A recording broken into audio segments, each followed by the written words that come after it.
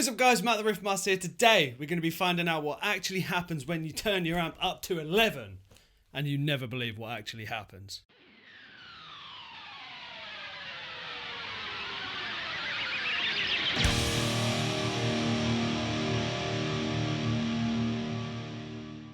So guys, yes, in the guitar world, we've all heard it. Turn it up to 11, crank it to 11. But no one really actually ever does it. But today, that's what I'm doing. I am doing it. The volume that I typically have, this amp, I got the Series 1 Black Star, 100 watt head, 100 watts of doom. It's loud where I usually have it. I'll show you quickly where I normally set my volume. As you can see here, it's not even halfway. Okay?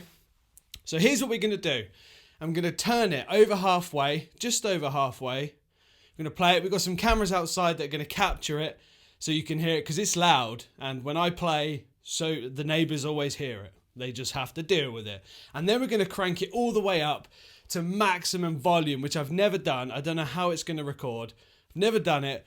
But we're going to capture it and see what actually happens. Especially with Black Star. It's always just absolute balls out destruction with Black Star. So we're going to crank this 100 watt head all the way up and find out what happens. So let's get started. We'll go from not three quarters, just over halfway, and then we'll move on.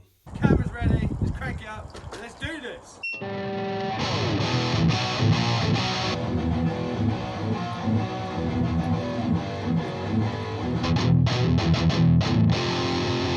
Oh my God! So yeah, that was just over halfway, and that was loud.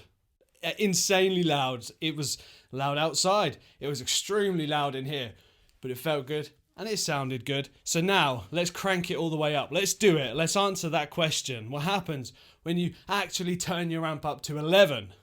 Let's do it. Here we go.